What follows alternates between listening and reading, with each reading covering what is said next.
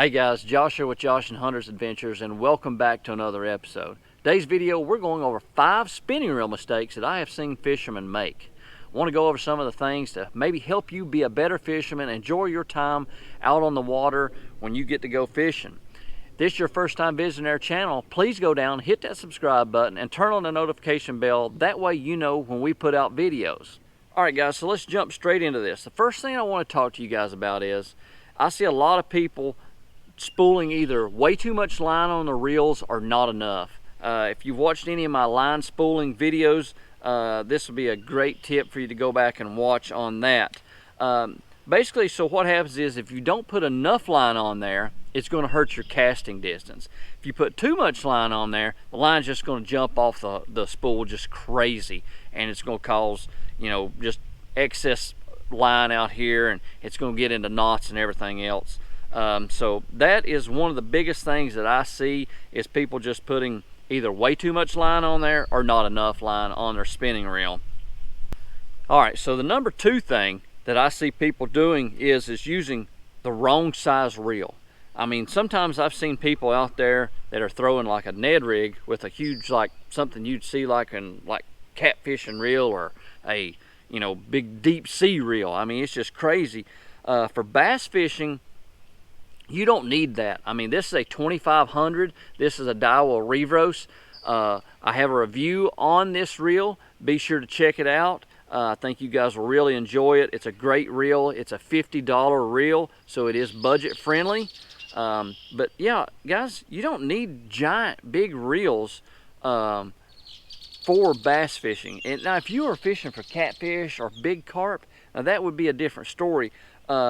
But again, a 2500 is basically middle of the road, and it's very comfortable, and it's not overly heavy for bass fishing.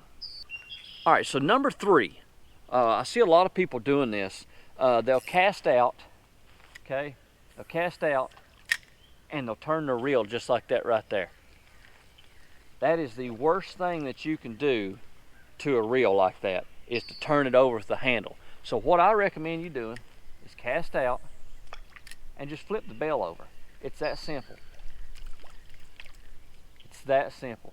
It's a whole lot less stressful on the reel than just grabbing hold of the handle and turning it over and making that bell fall down on it.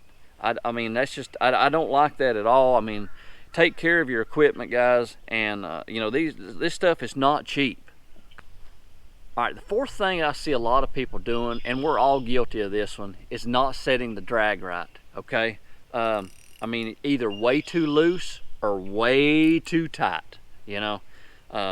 You want just enough to where the fish can fight on a spinning reel to be able to pull that drag, and you know, to give a little bit of give in it, especially using monofilament. There's already some stretch in it, but make sure that your drag is set right. Always check it, because you know, when you're transporting your rod and reel to the pond, to the lake, whatever, you always want to check your braid, give your line a pull, and make sure that your drag is set, so you don't lose that maybe once in a lifetime fish that you've hooked into.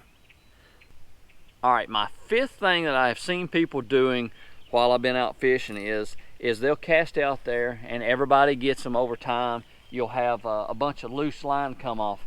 Well, they're up there just spinning and reeling it in, when, guys, if you'll just grab a hold of that line and hold a little bit of tension on there, and reel that loose line in, it'll make things a whole lot better, because it'll keep that line on the spool a lot tighter than where just reeling that slack line in. And then next time you cast, it's probably going to be a real bad day, and you're going to get upset.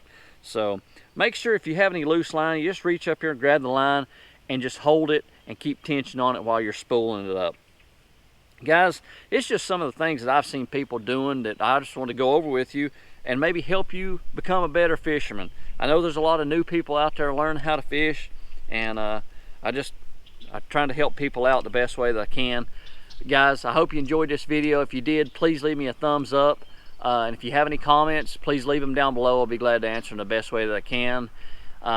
Till next time, guys, I hope you enjoyed this video. This is Josh with Josh and Hunter's Adventures.